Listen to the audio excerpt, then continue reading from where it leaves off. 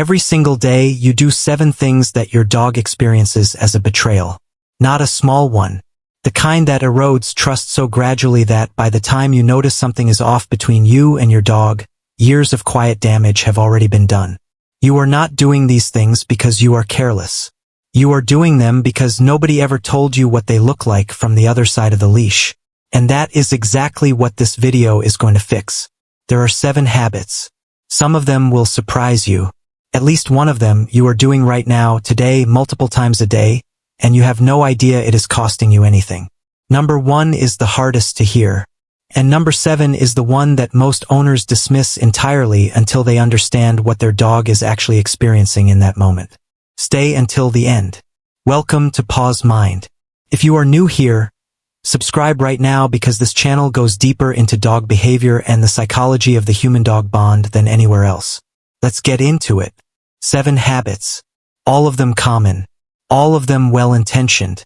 All of them quietly teaching your dog that the world is less predictable, less safe, and less trustworthy than it should be.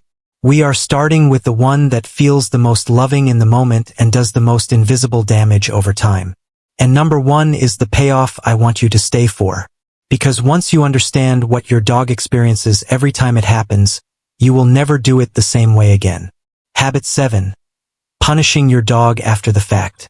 You come home and find the couch cushion destroyed. Or you walk into the kitchen and find the trash scattered across the floor. And your dog, who was perfectly relaxed a second ago, takes one look at your face and immediately shrinks. Head down, ears flat, body curling toward the floor. Most owners see that response and believe it confirms guilt.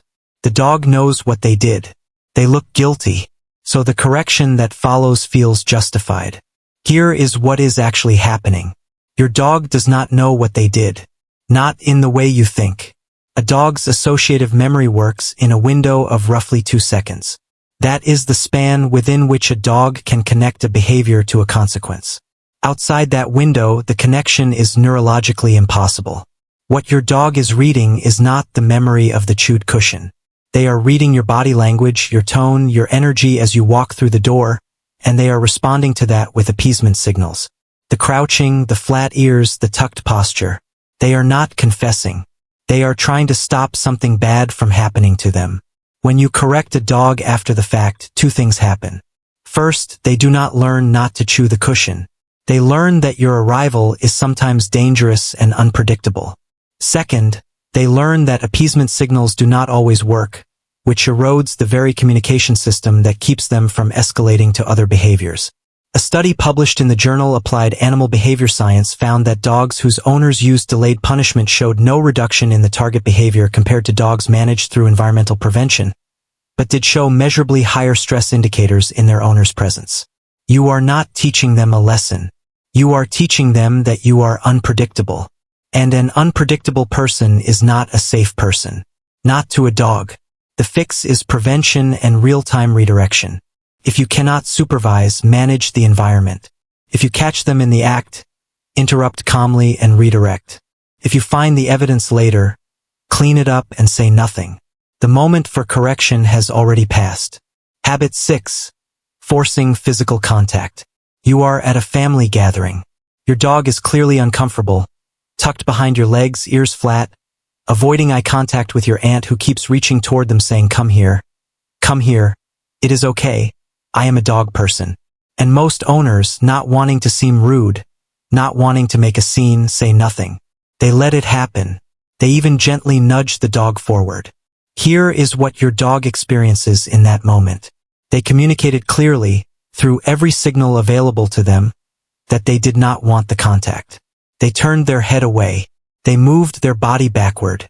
They licked their lips. They yawned. And every one of those signals was ignored. By the stranger and by you. Your dog does not have words. They have body language. And when that body language is repeatedly ignored by the person who is supposed to be their advocate, the dog learns one of 2 things. Either escalate to something that cannot be ignored, which is usually growling or snapping, or stop trying to communicate at all, which is far more dangerous, because a dog who has stopped warning is a dog who bites without visible warning.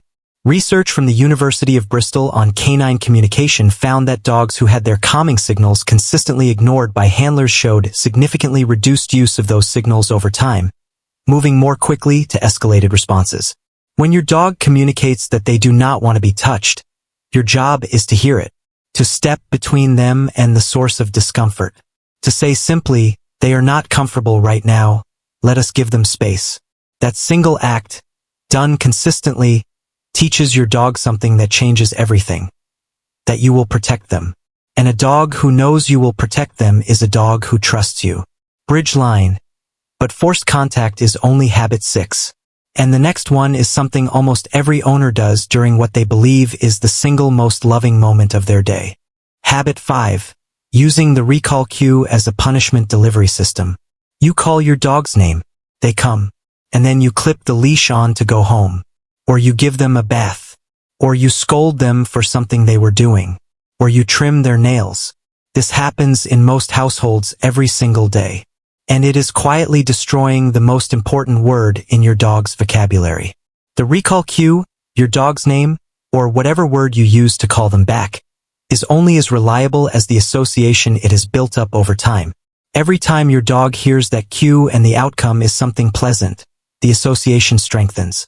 Every time they hear that cue and the outcome is something unpleasant, the association weakens. This is not a metaphor. This is a measurable conditioning effect documented in behavioral research going back decades. When your recall cue becomes associated with the end of fun, with unpleasant handling, with correction, you have poisoned the cue. And a poisoned recall cue is one of the most dangerous things a dog can have, because the moment you need it in a situation that actually matters, near traffic, near another dog, heading towards something dangerous, they will hesitate. And hesitation at the wrong moment costs lives. Animal behaviorists describe this as cue contamination, and it is almost always unintentional. Owners are not calling their dogs with the intention of tricking them. They are just calling their dogs and then doing what needs to be done. The fix requires a rule that feels almost too simple. The recall cue always predicts something better than whatever the dog was doing. Always. If you need to put the leash on to go home, walk over to the dog and clip it without calling them. If you need to give them a bath, go get them. Reserve the recall cue for moments when it leads somewhere good, and your dog will come running for the rest of their life. And before we go further, I want you to remember what I promised at the start. Number 1 is coming. And it is the daily habit that most owners perform with complete love, zero awareness, and lasting damage. Keep watching. Habit 4. Inconsistent rules. On Monday, your dog is allowed on the couch. On Tuesday, you are wearing nice clothes and you tell them off. On Wednesday, your partner lets them up again. On Thursday, guests are over and you push them down, frustrated like this is something they should have known. From the outside, this looks like a minor inconsistency. From inside your dog's nervous system, this is chaos. Dogs do not learn rules the way humans do. They do not understand context, occasion, or social exceptions. They learn through repetition. A behavior that gets rewarded becomes a behavior that gets repeated. A behavior that gets corrected becomes a behavior the dog is uncertain about. A behavior that gets rewarded sometimes and corrected other times creates something researchers call variable reinforcement anxiety, where the dog is in a permanent state of uncertainty about whether the world is safe and predictable. A study published in Learning and Behavior found that animals exposed to unpredictable reward-punishment patterns for the same behavior showed significantly higher baseline cortisol levels and reduced exploratory behavior compared to animals in consistent environments. In plain language, inconsistent rules do not just confuse your dog. They stress them chronically, and a chronically stressed dog is less trainable, more reactive, more anxious, and less able to experience the kind of settled calm that makes a good life for a dog. This is not about rigidity. You can change rules, but change them for everyone in every context permanently. If the couch becomes off-limits, it is off-limits every time for every person. If the couch is allowed, it is allowed every time. Clarity is one of the most powerful gifts you can give your dog, because clarity is safety, and safety is trust. Habit 3. Flooding them with what they are afraid of. Your dog is afraid of strangers, and someone tells you that the way to fix this is to expose them to lots of strangers. Or your dog is nervous around other dogs, and someone tells you to take them to the dog park and let them work it out. Or your dog is scared of thunder and you hold them tight and bring them into the center of the room because you want them to see it is okay. All of these responses come from love, and all of them make the fear worse. The process you are accidentally doing has a name. It is called flooding. It is the practice of exposing an animal to the thing they fear at full intensity with no exit option. In controlled clinical settings with specific protocols, flooding has a narrow therapeutic application. In the hands of a well-meaning owner in a living room or a dog park, it almost always backfires. When a dog is exposed to a fear trigger at an intensity they cannot cope with and cannot escape from, their nervous system does not habituate. It dysregulates. The stress response intensifies, and the brain begins associating the fear trigger with the additional distress of being trapped. The fear does not reduce, it deepens. And the dog learns one more thing, that you will not help them get away from what frightens them. Animal behaviorists describe the correct process as systematic desensitization paired with counterconditioning. Exposure at a distance where the dog can still think, paired with something positive so the brain slowly builds a new association. The threshold principle. Always work at the distance where your dog notices the trigger but is not overwhelmed by it. And bring that distance in gradually over weeks, not hours. Your dog does not need to face their fears. They need you to help them approach their fears at their pace, with you as their anchor. Every time you honor that pace, you deposit something into the trust account. Every time you rush it, you withdraw. Habit 2. Losing your emotional regulation around them. You are having a terrible day. You come home and trip over the dog's water bowl and it spills everywhere and you shout. Not at the dog, just into the air. But your dog is there, and they felt it. Or you are training and your dog is not getting something and your frustration starts leaking into your voice, into the tension in the leash, into the slight sharpness of your cues. You are not punishing them. You are just frustrated. But your dog is there, and they feel it. Dogs are not just sensitive to your words. They are physiologically calibrated to your emotional state. Their nervous system reads your nervous system. Research published in scientific reports found that dogs can accurately distinguish between human emotional expressions and respond to them with corresponding changes in their own stress indicators. When their owner's cortisol rises, the dog's cortisol follows. You are not just a person your dog lives with. You are a co-regulatory presence in their life. When you are calm, they can be calm. When you are dysregulated, they absorb it. A dog who lives with a chronically emotionally unpredictable owner is a dog who is always slightly braced, always slightly scanning, always preparing for the shift. This is not a guilt message. It is a responsibility message. Your dog has no way to protect themselves from your emotional weather. They cannot leave the room and come back when you have settled. They cannot explain to a friend that their person has been stressed lately. They just absorb it and carry it. The ask is not perfection. It is awareness. When you feel yourself becoming dysregulated, step away before you interact with your dog. Breathe first. Reset first. Walk back in as the person your dog needs you to be. That pause, 10 seconds, 30 seconds, is one of the most powerful training tools you will ever use. Because a calm owner is the only environment in which a calm dog can exist. And now we are here. The one I told you to stay for. Habit 1. Misreading their stillness as contentment. Your dog is lying on the floor near you. They are not barking. They are not pacing. They are not asking for anything. So you reach down and pat the top of their head as you walk past. Or you pull them into a hug because they look so peaceful and you love them.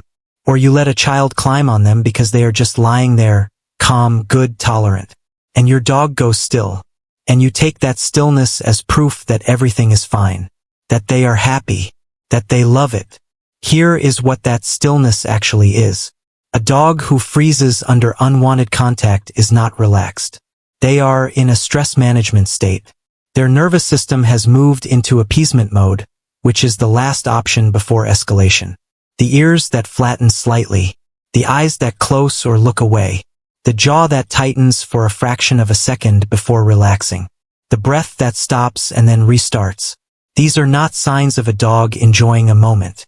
These are signs of a dog managing one. Behavioral researchers who study pre-bite signals have documented that in the overwhelming majority of bites that happen in family settings, the dog had been signaling discomfort for minutes, sometimes hours, before the bite occurred. The humans present missed every signal. Because the dog was still. Because the dog was tolerating. Because the dog had learned, through hundreds of repeated experiences, that their signals were not read and that staying still was the only way to survive the contact. The distinction that most owners never learn is the difference between a dog who is still because they feel safe and a dog who is still because they have run out of other options. One stillness is soft, muscles loose, breathing slow, eyes warm. The other stillness is held. Subtle tension through the jaw, the neck, the shoulders. A quality of waiting, not resting. You can learn to read the difference. And once you do, your relationship with your dog changes permanently, because you stop taking their tolerance as love and start looking for their actual consent. You begin using the 3-second rule. You pet for 3 seconds and stop. You watch. If they lean into you, if they nudge your hand, if they reposition themselves closer, they are choosing the contact. If they look away, shift their weight, lick their lips, they are done. And you stop. And in stopping, you give them something most dogs never receive from the people who love them most. You give them the experience of being heard. A dog who is heard does not need to escalate. A dog who is heard does not need to freeze. A dog who is heard learns, slowly and profoundly, that your hands are safe. And the dog who learns your hands are safe is the dog who eventually brings those hands to themselves. Who presses their head into your palm without being invited. Who leans against your leg in the middle of a room full of distractions and just stays there, choosing you, because choosing you has always felt like the safest thing they know how to do. So the next time your dog goes still under your touch, stop. Not because you do not love them, because you do. Look at their face. Read their body. Ask the question the touch is supposed to answer. Do they want this? And let their answer be the answer. That is not a dog who is just lying there. That is a dog telling you, in the only language they have, exactly how they feel. And now you know how to listen. Most owners spend years loving their dog without ever knowing what their dog was actually experiencing. After today, you are not that owner anymore. You know what punishment after the fact teaches. You know what forced contact costs. You know what a poisoned recall sounds like to your dog. You know what inconsistency does to a nervous system. You know what flooding creates instead of cures. You know what emotional unpredictability feels like when you are the one absorbing it. And you know, finally, what stillness is really saying. That is not a small thing. That is a completely different relationship, available to you starting today. Share this with someone whose dog deserves to be understood. Most of the people who love their dogs most have no idea any of this is happening. And that is not their fault. It is just information they never had. Subscribe to PAW'S Mind. We go this deep every single week into the science of what dogs are actually experiencing so that you can be the owner they have always needed you to be. And before you go, if your dog refuses to make eye contact with you, there is a reason that goes deeper than personality or shyness. It is something they are trying to tell you about how safe they feel. That video is next.